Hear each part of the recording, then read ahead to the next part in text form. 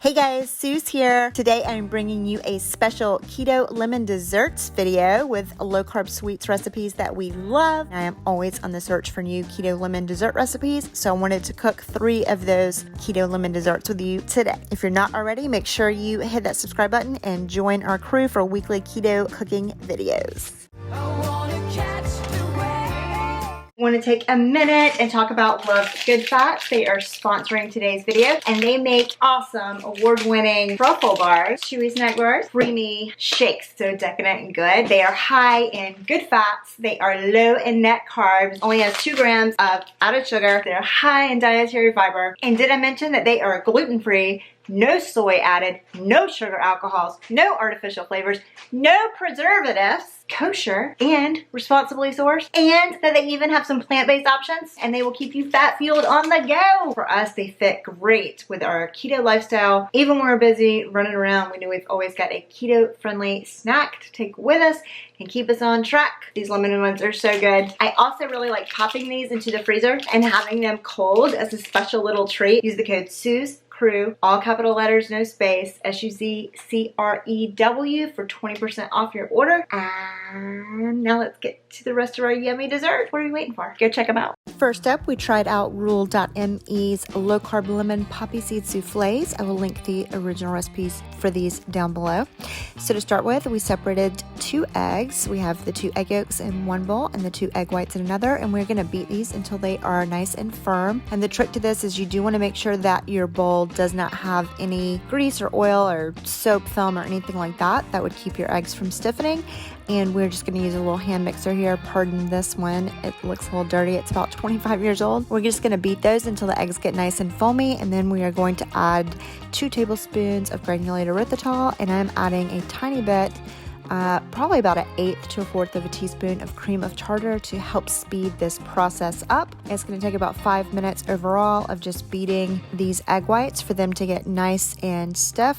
And you can see this is what it eventually becomes. You can see all of the little peaks, and that's how you know it's done. Those tips are holding to a point. So I'm gonna go ahead and stick this to the side. Now to our egg yolks, we're gonna add 1 cup of whole milk ricotta cheese. Make sure you check your carbs on this. Some are way high, some are really, really low. We're gonna add another 2 tablespoons of granulated swerve and go ahead and cream those together. Then we're gonna add 2 teaspoons of lemon zest, along with 1 tablespoon of fresh lemon juice, and a teaspoon of vanilla extract, and then I'm just adding 1 teaspoon of poppy seeds. Then we're gonna go ahead and mix that all together as well.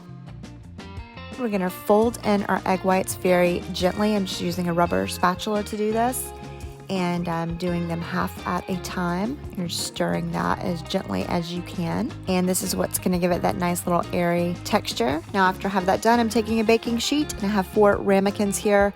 These are, I think, 3.5 inch. I'm spraying them with a little olive oil cooking spray to grease them, and I'm going to divide our souffle batter up evenly between them. I have them close together to start with just to help me with pouring, but I'm going to space them out because you know souffle rises and it needs some room.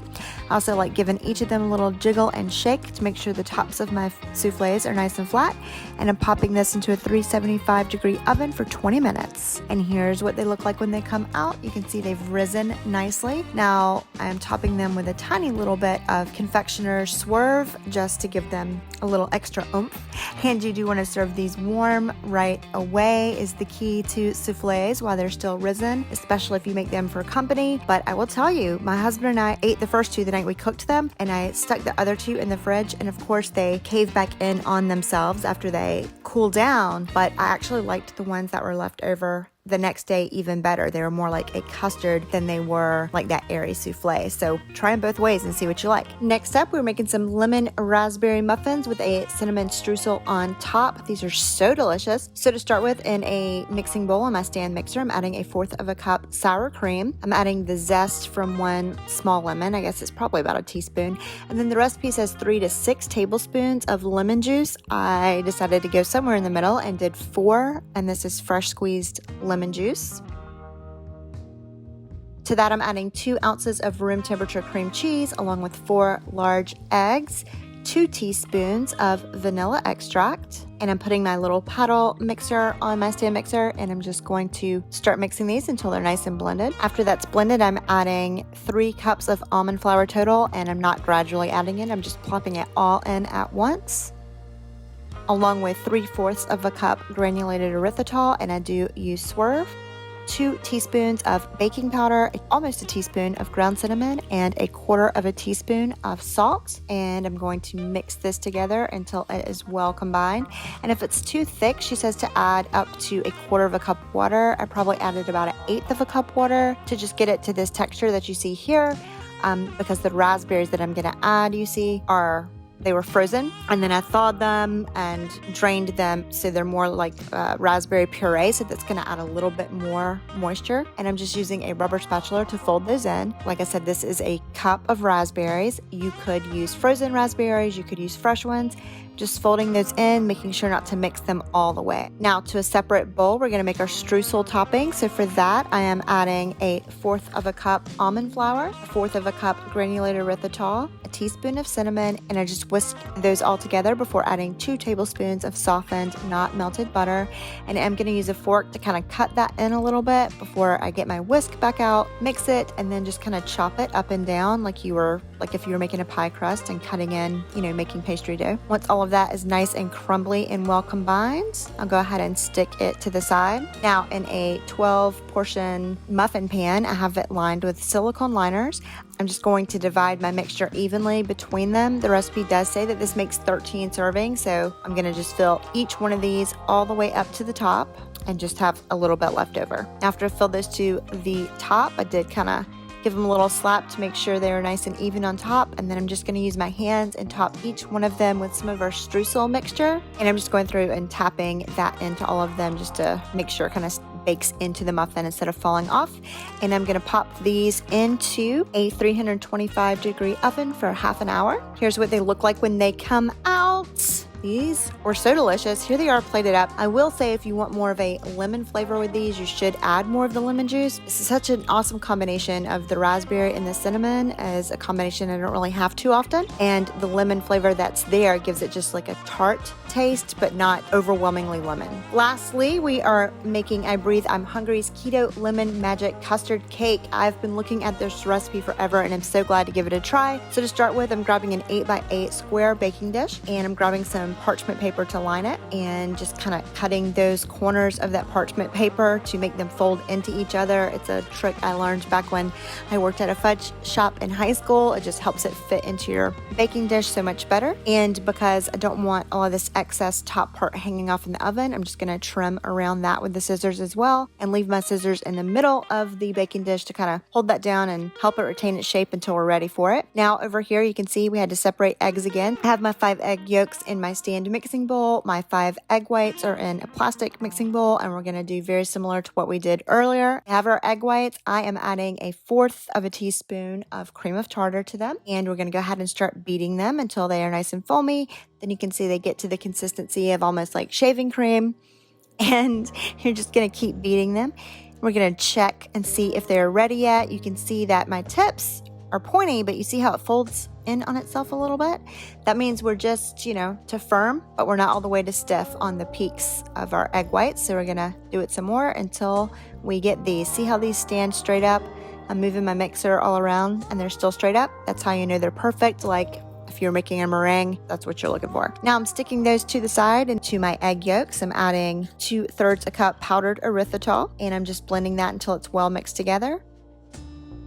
Now I'm adding 1 teaspoon of vanilla extract, along with 1/2 a cup of unsalted butter that I just melted on the stove top.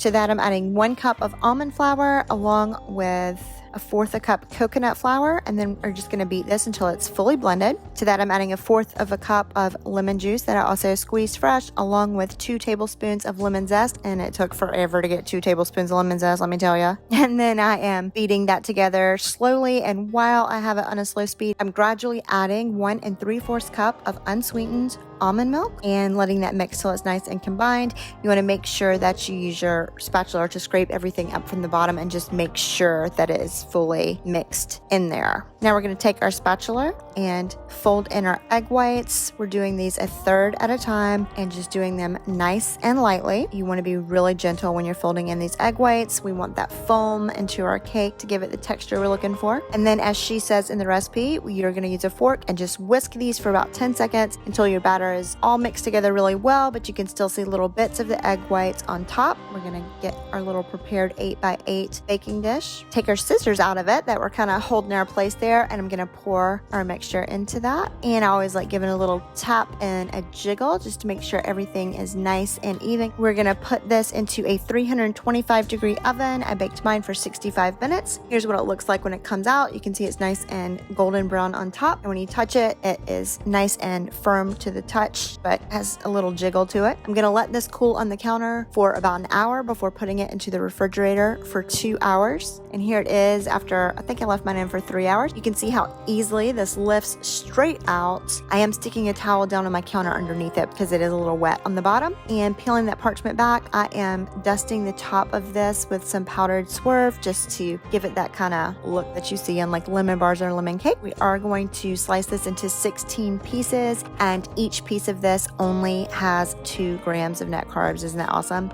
You see that beautiful texture there. And then I'm just going to put these into a plastic container. You can store these in the fridge for up to a week. Here's a couple of them plated up, and I'll just cut into one of them so you can see the texture. These were absolutely delicious. Just the perfect mix between lemon cake and a lemon bar. It's more cakey than it is bar, but it's just got a really interesting texture to it. There you go, guys. I hope you enjoyed this special keto lemon desserts video. These are all low carb dessert recipes that help us stay on track in our keto lifestyle. If you're new here, make sure you go ahead and hit that subscribe button, join the crew so you never miss our weekly keto cooking ideas we do every single Sunday, where we do 4 different recipes that are keto. And as always, give us a thumbs up if you like what we're doing. Share this with any of your friends that are trying to follow a keto diet. And until next time, bye guys.